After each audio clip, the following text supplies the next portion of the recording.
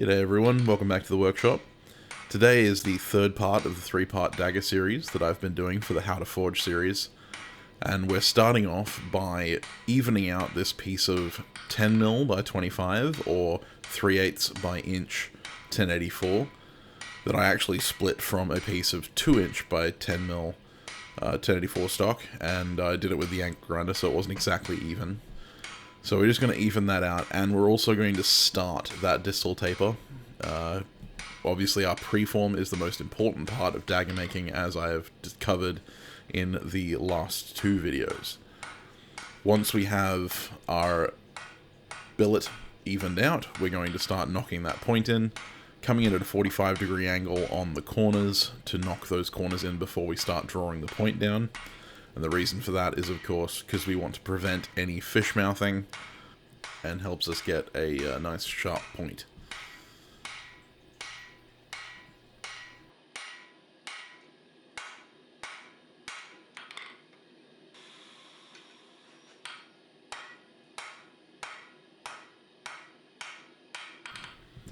So as with the other daggers, we're going to establish the profile, and then we're going to establish our tapers.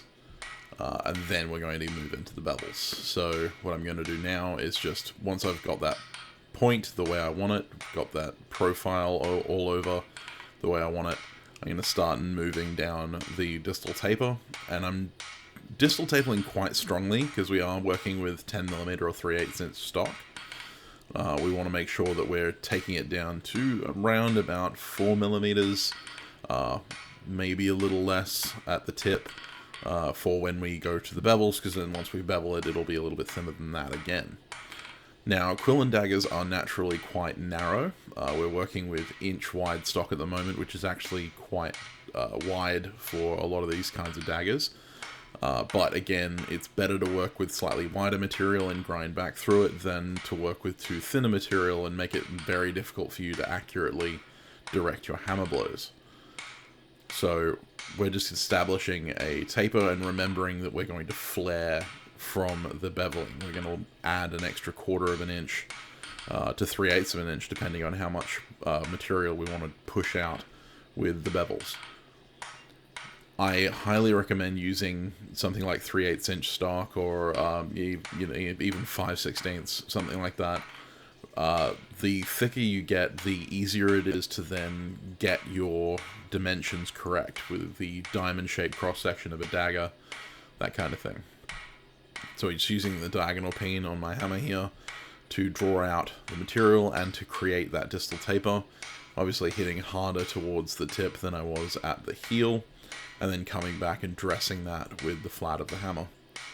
As I dress it out, I'm also going to be making it a bit wider, and so I'm going to have to come back in and dress that profile to make sure that we're still staying, if not parallel, then actually tapered from the point of the ricasso all the way down to the tip, because we want a nice distal taper, but we also want a lateral taper. We want to taper in the full extent of the blade.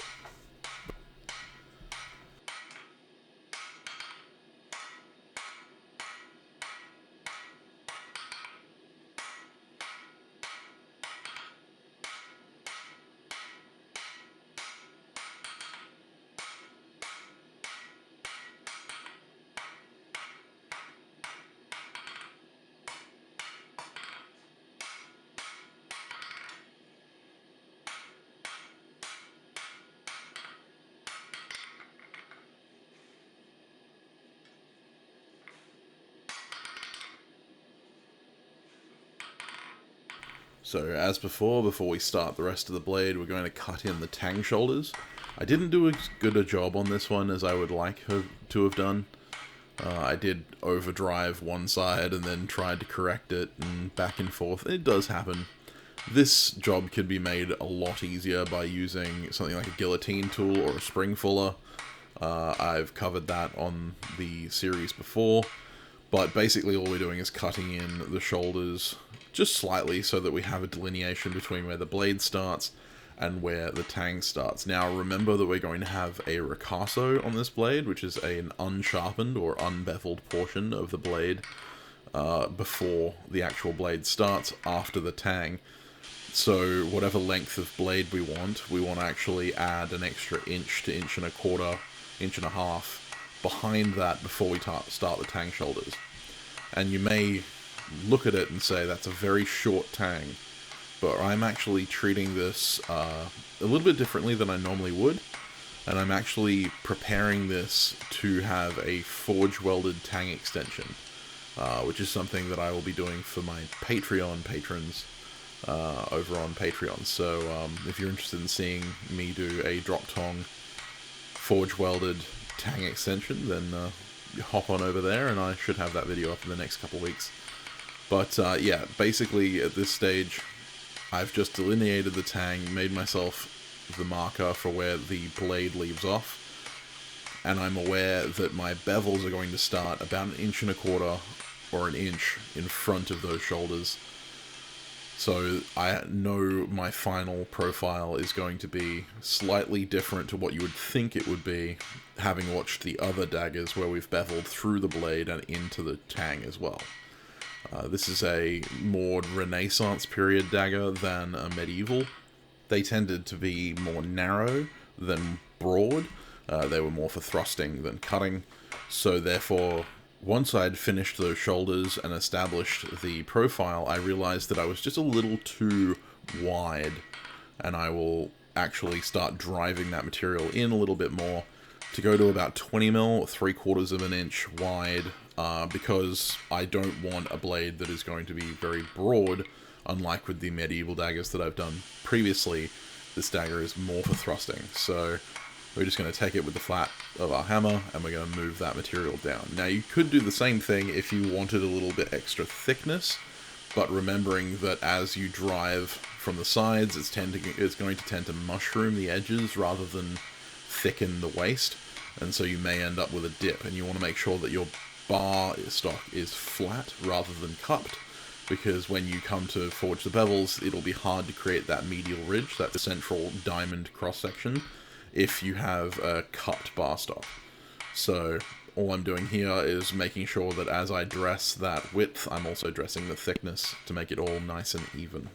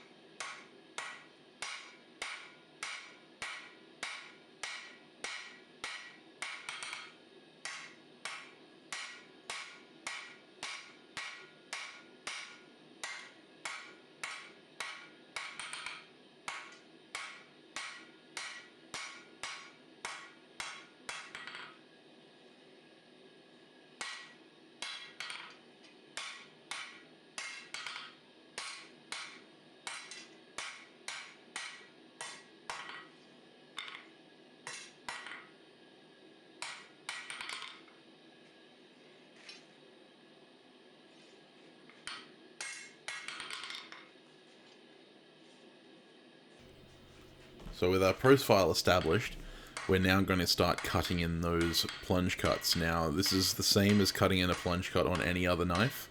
You can do angled plunge cuts or straight plunge cuts. I'm doing straight plunge cuts in this case. You're holding the blade at an angle to the anvil, and you're coming in with the hammer at an angle as well. But you're aiming to hit with the edge of the hammer, or the heel of the hammer, right where the edge of the anvil is.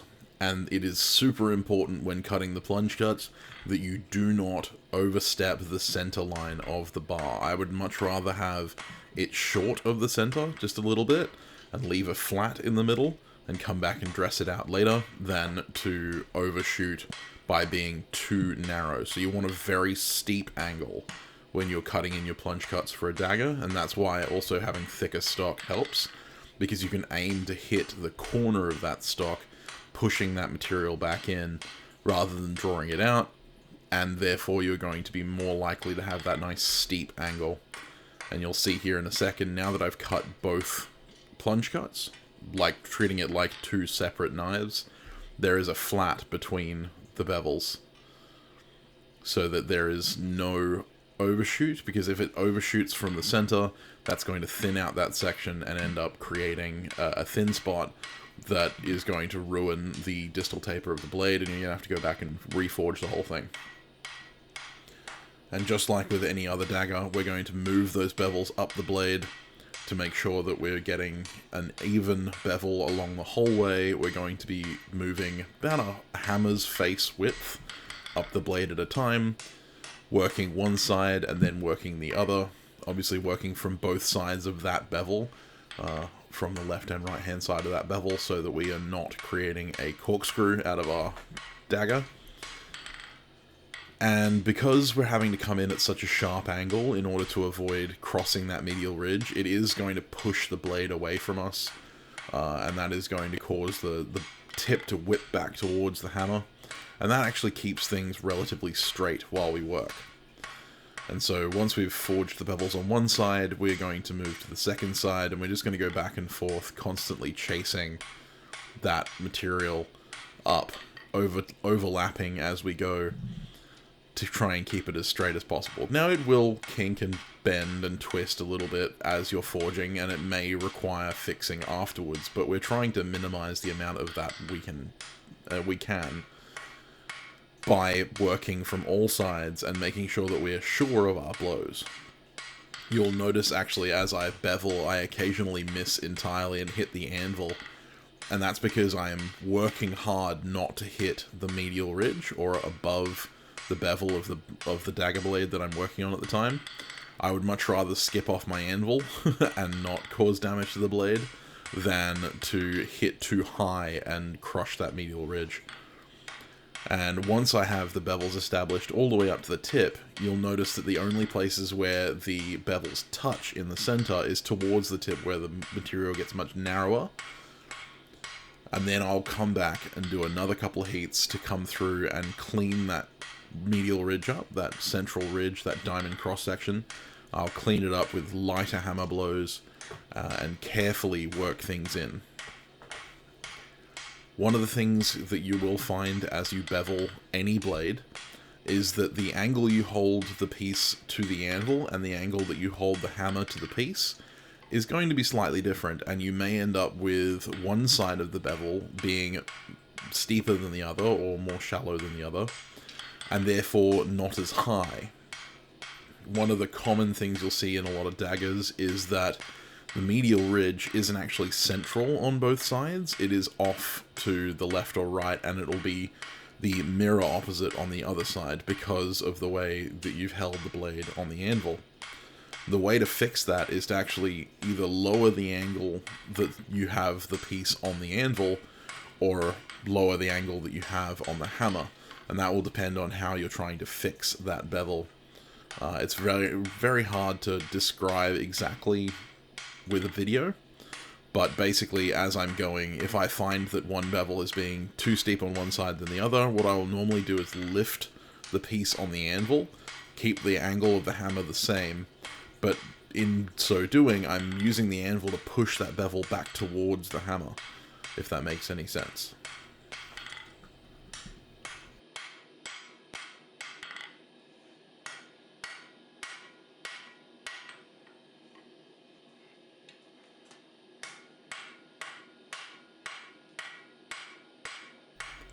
Coming into the tip here, you will see that it will have to cross that center line, but at the end of the day, you're trying to avoid crossing that center line as much as you possibly can. I would much rather have too little bevel at the tip and have to grind a little bit more than to cross that tip and end up having a thin spot. If you do create a thin spot at this stage, what you'll need to do is go back and re-establish your distal taper, and you can actually do that by striking along the medial ridge to move those bevels out a little bit and make the whole thing a little bit thinner, to make sure that you are getting a nice close and fine detail distal taper without having to completely throw the piece out. And again, this is one of the reasons why I start with relatively thick stock, is because it gives you the allowance to make those adjustments as you go. You can always grind it thinner in the end, but you can't add more material if you accidentally make a mistake.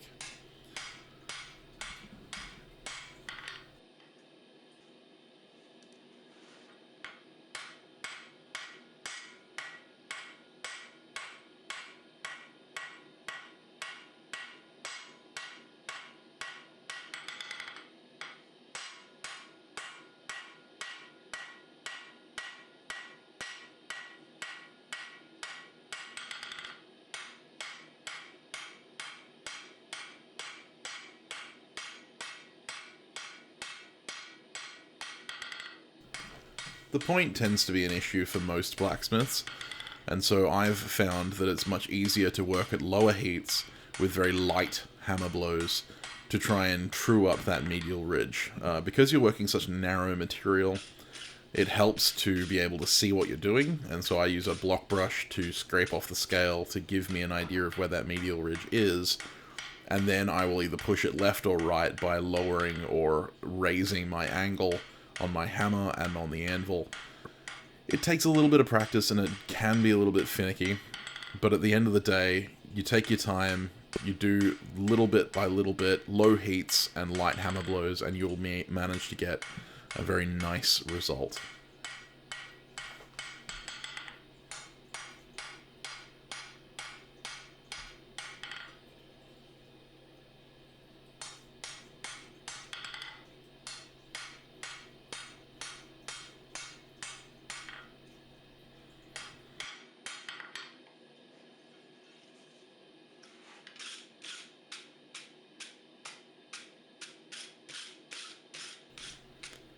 Again, as I'm doing my finishing passes, I'll use the block brush to clear off the heavy scale.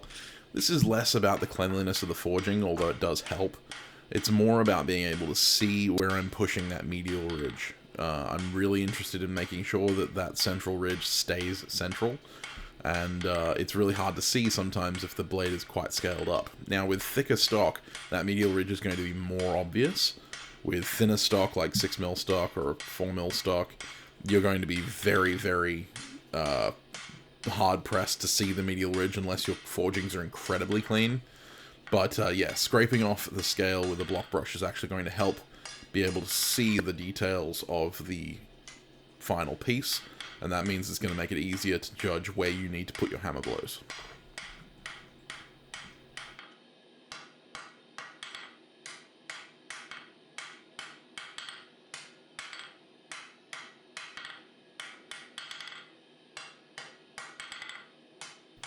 So as with all dagger straightening, we're trying to make sure that we're dressing out any twists as we're dressing the bevels, and we're also pushing that medial ridge in. Now, this would be useful if you were to forge finish a dagger, where you wanted to keep the forging scale in the center of the dagger and only grind the edges. This is the stage at which you will dress that medial ridge and make it nice and sharp and crisp. And that takes work at low heats. We're not talking about the super high heats, because we don't want the scale to be impinging upon the forging and actually making it look more ugly. You'll also notice that I'm angling the blade as I come up to the plunge cut, and that's to actually dress those plunges that I started straight in to an angled plunge cut, because what we're trying to do is create, you know, that kind of visual accent to the blade. Now, the plunge cuts aren't by any means clean, and I could do a lot better of a job than I did in this instance, but this is a how-to, not a not my best work, unfortunately. In this case, I will be grinding this blade completely clean, so those plunge cuts don't need to be perfect, but in the event that you want to practice them, it does take a little bit of care and attention to get them perfectly clean. But yeah, that's just a matter of practice and time. But you'll see that we've got about 1.25 inches behind the blade shoulders. We've got that nice width now from the bevel forging, and the bevels meet in the center. but don't cross each other and create a thin spot. And so when I look down the blade, I'm able to see that there are no dips in that medial ridge, so that it's all evenly tapered from the ricasso all the way through to the tip.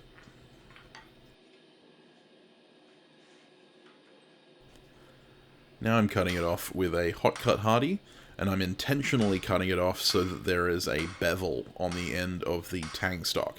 And that is because I'm going to create a scarf to do a scarf weld with a piece of mild steel to do the tang extension. Now, historically speaking, in most daggers and swords, the tang, and even the ricasso in some cases, would be wrought iron in order to preserve the amount of steel that they had, but also to provide a more ductile area for the sword where it wouldn't break off at the hilt. There are recorded examples of modern being, you know, the 1800s, 1870s, all the way through to the early 1900s, swords having mild steel or wrought iron tangs and ricassos in order to provide a ductile point for the sword so that it wouldn't shear off at the guard. In this case, obviously, the hardenable steel is going straight into the shoulders, so this is only for my own vindication to try this. And like I said, I'll be trying this over on my Patreon content if you're interested in having a look. It's going to be a drop tongue weld attempted with a gas forge, which is something that I have never successfully done, so this could potentially be a disaster. I will be posting the results no matter what. But with the scarf forged, with that upset there, with a lot of extra material, I'm hoping to not lose too much to the forge weld.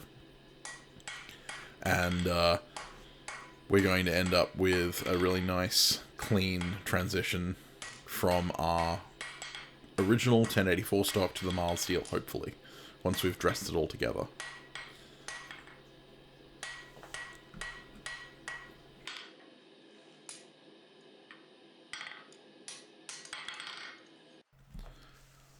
So, there we have it. The finished dagger, or as finished as it's going to be for this video.